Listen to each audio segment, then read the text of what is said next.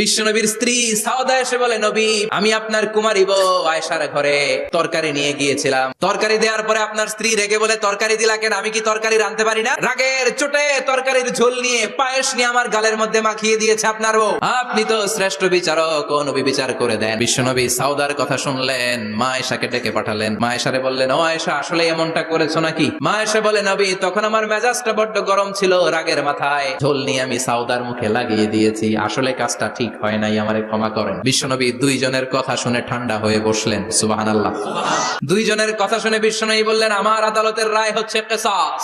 সাউদাকে যেমনি তুমি পায়েস মাখিয়ে দিয়েছো, সাউদাও পায়েসের বাটি থেকে কিছু পায়েস নিয়ে আয়েশার গালে মাখো। সুবহানাল্লাহ পড়েন। সাউদাও বিশ্বনবীর রায় অনুযায়ী বাটি থেকে পায়েসের ঝোল নিয়ে মা আয়েশার গালের মধ্যে মেখে দিলেন। মা আয়েশা কি আর করবেন, হেসে দিলেন। সাইয়েদাতুনা সাউদাও হাসলেন, বিশ্বনবীও হাসলেন। আরশের উপর থেকে খুশি হয়ে গেল কে?